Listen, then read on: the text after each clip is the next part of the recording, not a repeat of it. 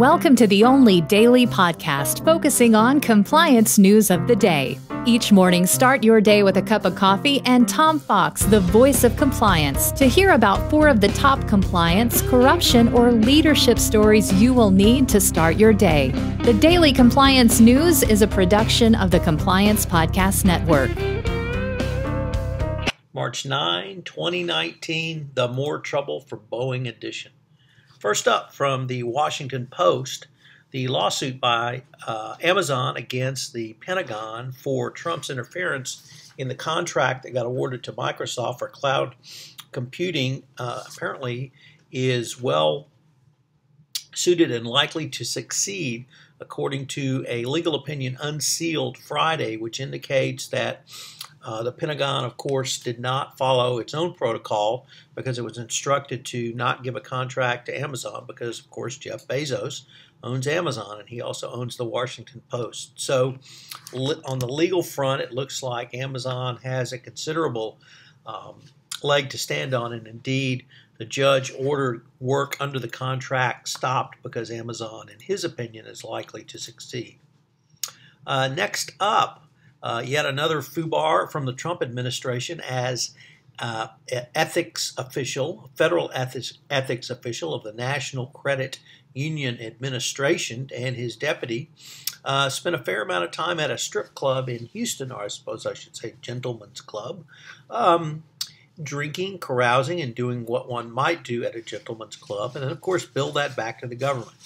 The ethics officer for the federal agencies that oversees credit unions abruptly retired when confronted with allegations that he drank and visited strip clubs during working hours. So if you're going to visit strip clubs, really don't turn it in as an expense, particularly with the government, but even if you're in a private company. And then finally, Boeing continues to have a series of not only shooting themselves in the foot, but bad news, as the FAA recommended on Friday that Boeing be fined nearly $20 million for installing equipment in the 737 MAX and other aircraft before its approval. Now, this is not equipment related to the SCADA equipment, which failed and caused, or is alleged to have caused, the 2 crashes leading to multiple deaths. This is other equipment that Boeing put in that they did not go through the approval process. So another fine for Boeing, another black eye, and yet another example of Boeing failing to follow basic safety procedures with the FAA. And then that was also piggybacked by the Congressional Report faulting Boeing on the 737 MAX design and on the FAA for lax oversight.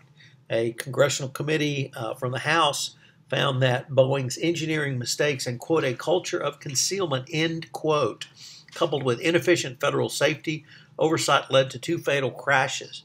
The preliminary findings were issued by the House Transportation Committee, which described in stark terms the engineering and regulatory lapses revealed in 5 public hearings over the past year into the design and certification of the 737 MAX. So once again, when people look at it, whether it's an independent investigation or even congressional oversight, they're finding lots of problems with Boeing.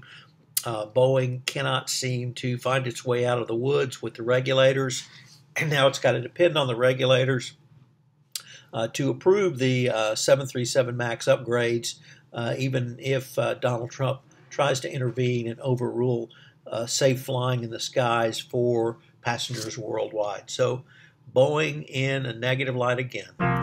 I hope you have a safe and coronavirus-free weekend, and you will join us Monday, March 9, for the next episode of the Daily Compliance News. Tomorrow, the Sunday Book Review will post. Thanks again.